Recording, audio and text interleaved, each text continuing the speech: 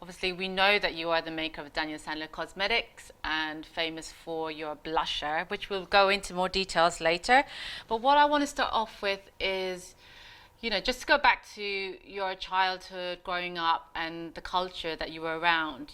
What memories have you got that that can give the audience a picture of what influenced you, in the whole sort of makeup or that whole imagery, of you finding your identity. Yeah, no, that's a great start. So if I can turn back the clock in my mind, and I think about the sort of the influences that I saw as a youngster, certainly one of the most important factors, I think, to me being a makeup artist and falling in love with art was that my dad was a hairdresser. And as a small child, I would often visit his salon. And because it was his business, I would, he gave me a Saturday job as I got older. And not only did I get to see my father work, but I saw all the other hairstylists and colorists and permers doing, amazing jobs, transforming people's rather lank, dull looking, ordinary hair into something fantastic. So I saw transformation before my eyes, and I saw the effect that that had. And then you don't realize it at the time, but now I look back and I realize how influential that was to me wanting to be a makeup artist and being able to put makeup on people, see the reaction, see them happy with how they look, and me being happy that I helped them feel so great. So definitely my hairdresser father was an influence on me. My mother was an interior designer, so she was excellent at putting colors together and textures together. So I guess when you've got a bit of an arty-farty mum and dad, it's got to rub off somewhere.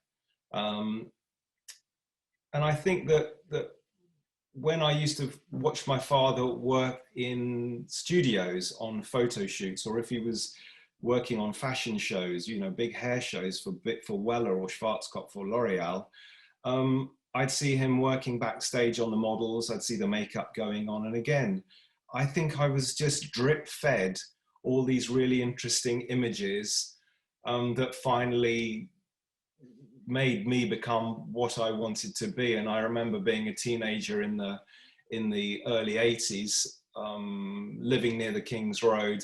I'd seen the punks walk up and down. I was seeing now the new romantics strut their stuff up and down the King's Road. And I just loved how people could transform themselves into something really wild and beautiful and just so not ordinary and classic. It was self-expression, but a beautiful self-expression.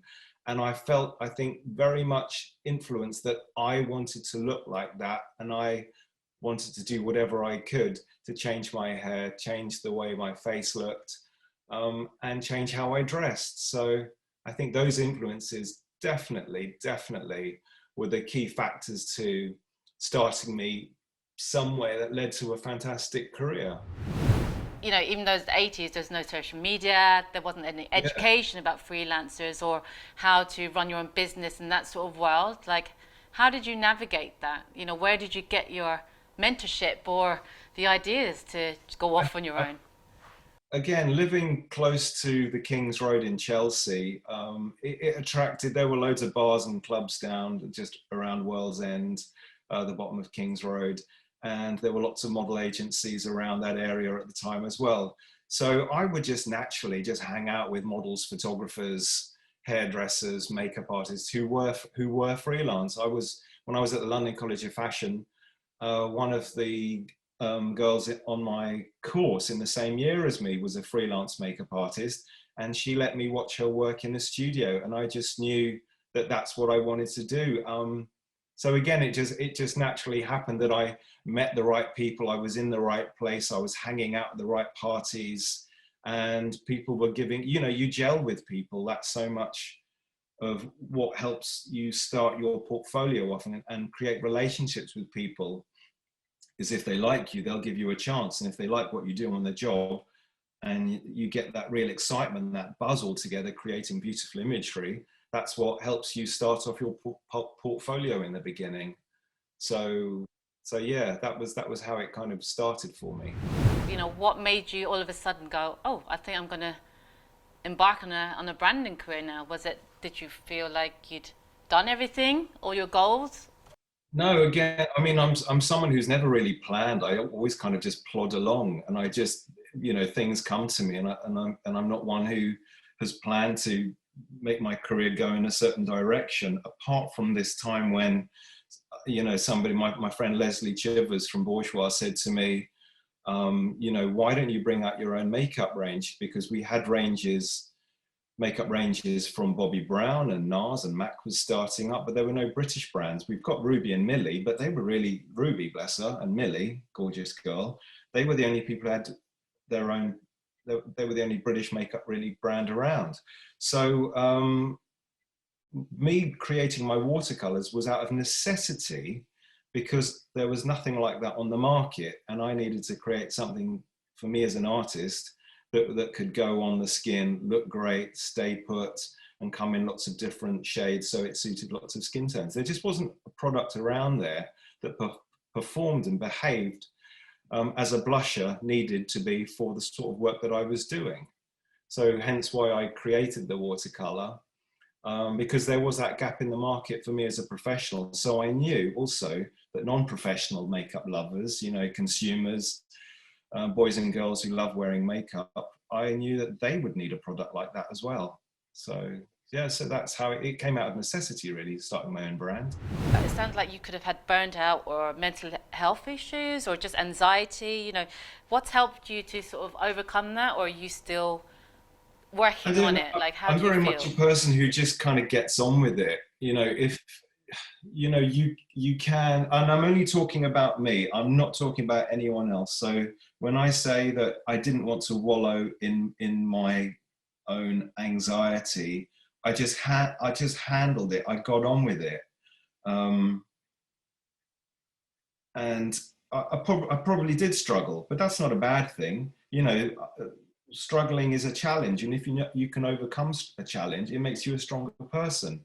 So I don't know whether I would call it mental issues, but if I did have challenges, I never let those cripple me. I mean, one of the worst times in my entire career was when an agent I really trusted went bust and owed me £30,000. And we're talking nearly 18, 19 years ago, which was a hell of a lot of money. And it was an agent who I'd been with for many years, and he's still out there. He's not representing makeup artists, but he's representing celebrities. And he went bust, and all the other artists in the agency were owed various amounts of money as well.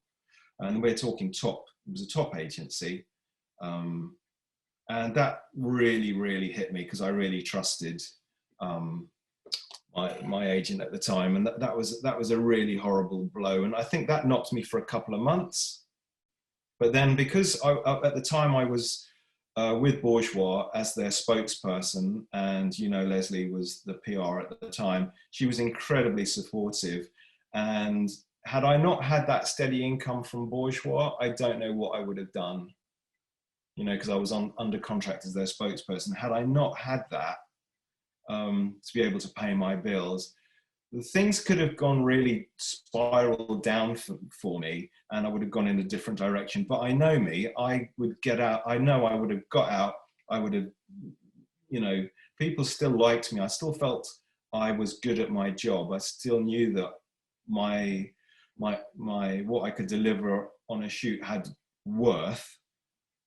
So I knew I would have been able to work again, but it would have taken a little bit more time, because our career as freelancers is a real roller coaster. Not only have you got to get used to days when you're not working, there could be big gaps in your career depending on the season or the time of year, because it's fashion week, and if you're not doing the shows, there's very little going on in studios at that time.